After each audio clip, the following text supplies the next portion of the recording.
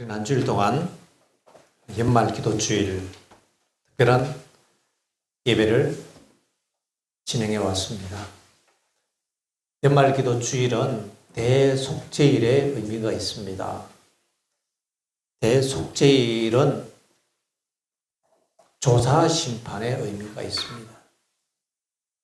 그렇다면 연말 기도 주일이 마친다는 얘기는요, 대속죄일이 마친다는 얘기고요. 대속죄일이 마친다는 얘기는 은혜 시기가 끝난다는 얘기입니다. 그런 이 영적인 의미가 있습니다. 그래서 우리가 이 연말 기도 주일을 마칠 때는 대단히 엄숙한 마음으로 은혜 시기가 끝날 준비를 우리가 해야 하는 것입니다. 둘째 날 저녁에 말씀드렸던 것처럼 거룩한 자는 그대로 거룩하고 불의한 자는 그대로 불의하라는 마지막 선고가 은혜의 시기가 끝날 때 내리게 될 텐데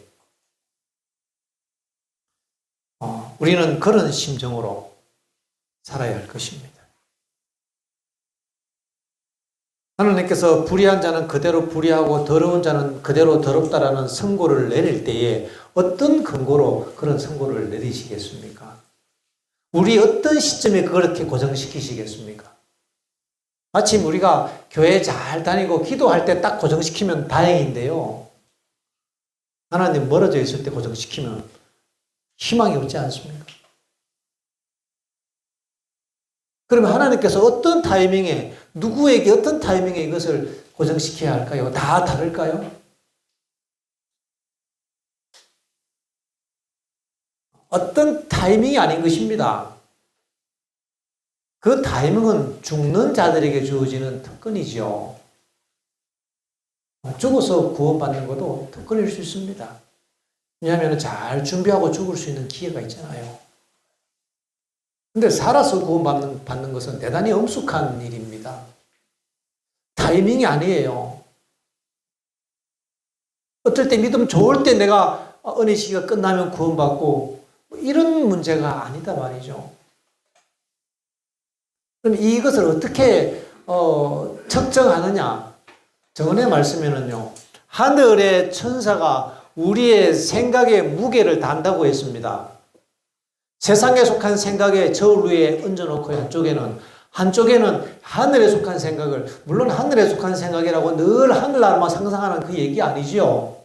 예수님의 생각, 영적인 생각들, 믿음의 생각들을 얘기하는 것입니다. 한쪽에는 이 믿음의 생각들을 올려놓고 한쪽에는 믿음 없는 세속적인 생각들을 올려놓고 무게를 단다 이 말입니다. 평균을 달아본다 이 말입니다.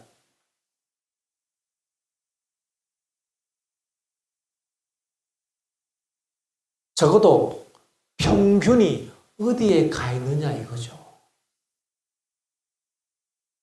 그러면 51%만 잘하면 됩니까? 51%를 잘하는 사람은요, 굉장한 사람입니다. 여러분, 24시간 가운데요, 12시간 10분을 정말 하나님과 동행하며 살아가는 것은 위대한 일 아닐까요? 그렇게 살아가는 사람은요, 믿음 안에서 금방 60%, 70% 성장하도록 되어 있습니다. 우리의 생각에 무게를 단다고 했습니다.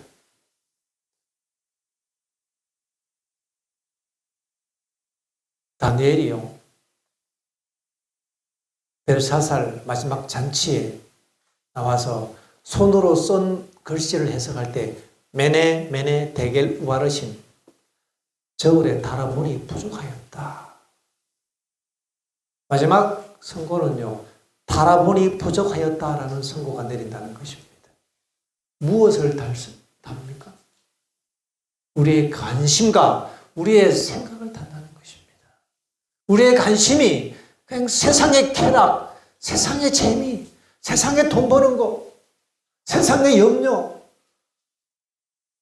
세상의 인간관계, 세상의 성공, 세상의 출세, 세상의 욕망, 이런 것들이 우리의 관심사라면 달아보니 부족하다. 판결이 날 것입니다.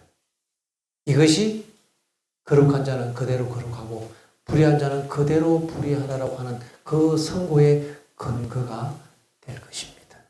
그들의 열매로 그들을 알지라.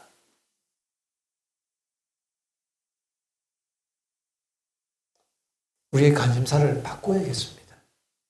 최소한 50%는 넘어야 되지 않겠습니까? 저울이 그래도 이 믿음의 추가 더 높아지기 위해서는 이 믿음의 추에는 적어도 1% 내지 2%라도 더 무거워야 되지 않겠습니까? 그래야지 이것이 기울죠. 달아보니 부족하지 않고 달아보니 넉넉하더라. 이렇게 되어야 하는 것입니다. 여러분, 이 은혜 시기가 끝난다는 것은, 이 대속죄일의 경험을 한다는 것은 엄숙한 시간에 서 있는 것입니다. 운명의 결정의 시간에 서 있는 것입니다. 이런 말씀을 드리니까 괜히 그런 상황을 가정해서 말씀을 드린다, 뭐 이렇게 생각할지 모르시겠지만요. 우리는 지금 2021년을 마무리하고 있는 중입니다. 이단이 지나면 2022년을 맞이하게 될 것입니다. 20년이 되면서부터 엄청난 많은 변화와 징조들이 일어났다는 건 여러분 기억하십니까? 전 세계적으로 모든 사람들이 다 알만큼 큰 사건들이 2년 연속 진행되는 이 사건, 전 세계를 이렇게 목조이는 이 코로나, 전 세계적인 이 팬데믹, 이 사건이 2년 연속으로 진행되는 이 사건은 그냥 우연한 사건이 아니고 이것은 하나님 백성을 깨우는, 이제 예언의 마지막 단계로 들어가기 전에 우리를 깨우는 좀 징조, 사인이라고 그렇게 우리는 모두가 다 느끼는 것입니다. 역사일에 이런 일이 없었잖아요.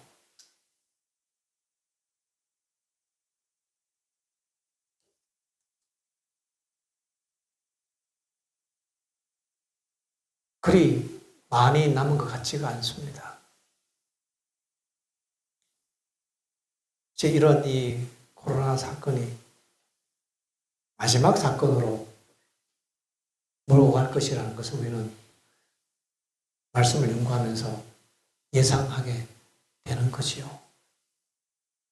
그렇다면 이런 시대에 보내는 이 대속죄일의 기간은 대단히 엄숙합니다. 왜냐하면 대속죄일이 끝나기 전에, 조사심판이 끝나기 전에 우리는 해야 할 일들이 많이 있기 때문에 그렇습니다. 정리해야 될 것도 있고요. 준비해야 될 것도 있습니다. 우리의 관심사를 이제는 좀 옮겨야겠습니다.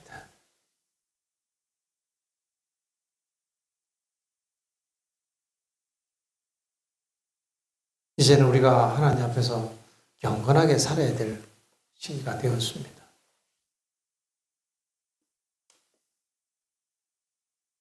이제는 우리 삶에 숨겨진 그 모든 이 죄악들을 하나님 앞에 낱낱이 고백하고 회개해야 될 시기가 되었습니다. 우리 학생들 보기 한번 들어보세요. 더 이상 쾌락을 추구할 만큼 넉넉한 시간이 없습니다. 더 이상 게임에 빠지거나 미드에 빠져 있을 그런 시간이 우리에게는 없습니다. 열심히 준비해도 부족한 시간에 우리가 살아가고 있습니다. 이제는 우리가 각성하고 하나님 앞에 자신을 드리고 회개하는 그런 사람들이 되어야 할 것입니다. 우리의 회개가 날마다 더 깊어지고 우리의 용서가 더 확실한 것이 되어야겠습니다. 우리는 지난 한 주일 동안 믿음으로 동행하는 삶을 살아내기 연습을 했습니다. 이 가운데 많은 분들이 적어도 한 번 이상은 아니면 두세 번 이상은 하나님께서 나와 함께 하신다는 그런 이 믿음을 의식해보고 느껴보셨으리라고 생각합니다. 바로 그것입니다. 그 지점을 우리의 삶에서 이어나가는 거죠. 한 번이 아니라 이제 그 삶이 우리의 삶에서 유지되도록 이어가는 거죠. 어떻게 이어갈 수 있을까요?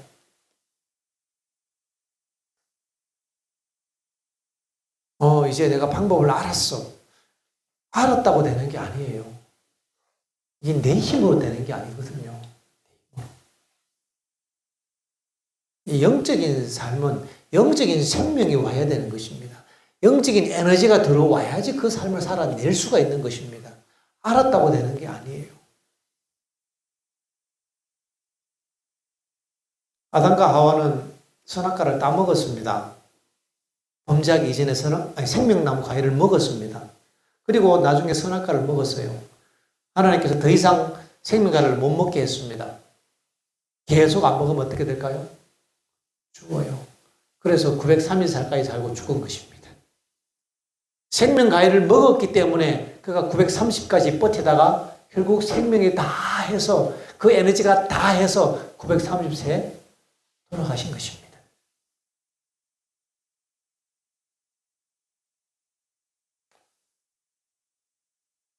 근데 오늘날 우리에게 주시는 말씀의 효력은요, 그렇게 1000년 가까이 가지 않습니다. 오늘날 우리에게 일용할 양식을 주옵시고라고 기도를 가르치신 주님께서는 날마다 공급되는 양식으로 살도록 그렇게 해 놓으셨습니다. 밥도 하루에 3끼 먹어야 되는데요. 어떤 분들은 한 끼 먹고도 그 에너지로 살아가기도 합니다. 그러나 어쨌든 에너지가 공급되지 않으면 그 생명을 유지할 나간 힘이 없어요. 우리는 그 에너지에 의존해야 하는 것입니다. 방법에 의존하는 것이 아니라 우리의 에너지에 접근해야 되는 것입니다. 그 에너지가 무엇인가? 바로 하나님의 말씀이죠. 기도를 통해서 우리는 하나님과 이렇게 연결되어져야 하는 것입니다. 기도와 말씀이 우리의 삶에서 규칙적으로 유지되지 않으면 우리의 신앙을 규칙적으로 유지할 만큼의 에너지를 얻을 수가 없습니다. 왜냐하면 내 속에서 자체적으로 만들어내는 에너지로 살아가는 것이 아니라 하나님이 주시는 힘으로 우리는 살아가기 때문에 그렇습니다.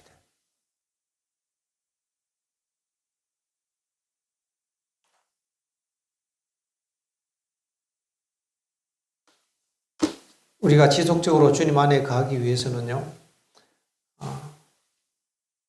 하나님의 말씀이 우리의 마음에 머물러야 합니다. 로마서 10장에 있는 말씀을 보겠습니다. 로마서 10장 9절 10절. 내가 만일 내 입으로 주 예수를 시인하며 또 하나님께서 그를 죽은 자 가운데서 살리신 것을 내 마음에 믿으면 구원을 얻으리니 사람이 마음으로 믿어 의에 이르고 입으로 시인하여 구원에 이르느니라. 17절. 그러므로 믿음은 들음에서 나며 들음은 그리스도의 말씀으로 말미암음이니라. 이게 9절의 말씀을 보면요, 우리의 입으로 구주를 시인하고 고백하고 마음으로 믿으면, 마음으로 우리가 그것을 잡으면 구원을 받으리라. 그런데 마음으로 믿는 그 믿음의 힘이 어디서 나오는가? 바로 하나님의 말씀에서 나온다고 하는 것입니다. 우리가 말씀을 들어야 합니다. 말씀을 읽어야 합니다. 왜냐하면 거기서 힘이 나오기 때문에 그렇습니다. 힘이.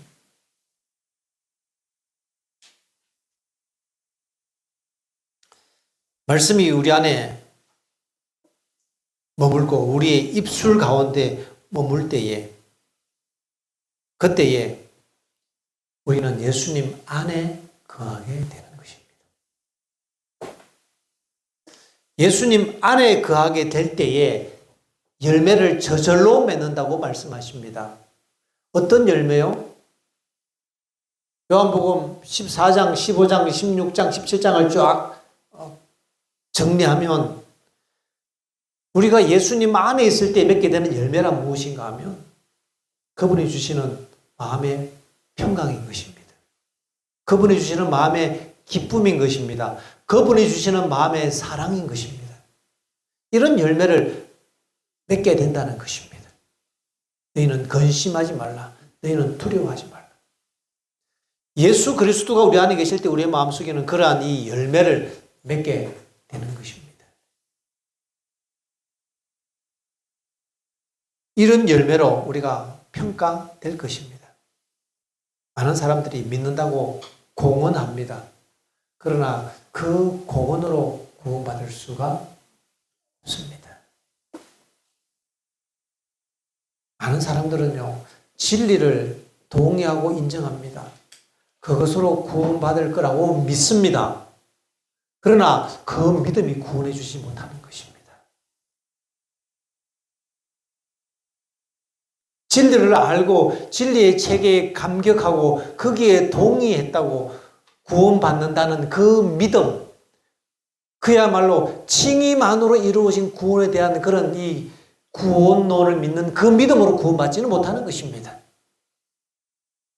왜냐하면 그러한 믿음에는 열매가 없기 때문에 그래요. 우리는 진짜 믿음, 열매 맺는 믿음을 가져야 할 것입니다. 이 저녁에 열매를 맺어야 할 것입니다. 주님께서는 아버지께서 내 안에 계심을 믿어라 이렇게 말씀하셨거든요. 빌립은 아버지를 우리에게 보여주옵소서라고 하는데 예수님의 대답은 아버지가 내 안에 계심을 믿어라 이렇게 말씀하셔요. 눈에 보이는 어떤 현상을 우리는 추구하잖아요. 천사를 보기를 원하고 아버지를 보기를 원하고 그런데 하나님께서는 우리에게 말씀하시기를 내가 너희 안에 있음을 내가 믿어라. 오늘 이 저녁 우리에게 다가오셔서 우리 안에 계시기를 원하시는 주님을 믿으시기를 바랍니다. 그 믿음의 역사에 어떤 특별한 노하우가 있는 것이 아닙니다. 단순합니다. 그저 주님께서 이 저녁에 우리를 받아주시고 주님께서 내 안에 계시니까 나는 이제 하나님의 자녀다라고 우리가 그렇게 그 약속의 말씀에 우리의 생각을 집중하고 그렇게 내가 그 약속을 붙잡고 그렇게 그 약속을 의식하고 느껴보는 거죠. 지금 주님께서는 멀리 계신 것이 아니라 그분은 내 안에 계시는구나. 아버지가 내 안에 있음을 내가 믿으라고 하신 그 약속처럼 오늘 우리의 죄를 사하시고 우리 안에 계시기를 기뻐하시는 주님을 믿게 되시길 바랍니다. 그렇게 믿음을 통해서 주님은 우리 안에 계시고요. 그 믿음은 말씀을 통해서 우리에게 이르러오는 것이고 주님이 우리 안에 그렇게 말씀을 통하여 믿음의 과정을 거쳐서 우리 안에 들어오신 예수 그리스도는 생명의 열매로 우리에게 맺혀지게 될 것입니다. 이런 놀라운 구원의 역사가 이 안식일 여러분과 저의 축복이 되기를 바라면서 말씀을 드리겠습니다.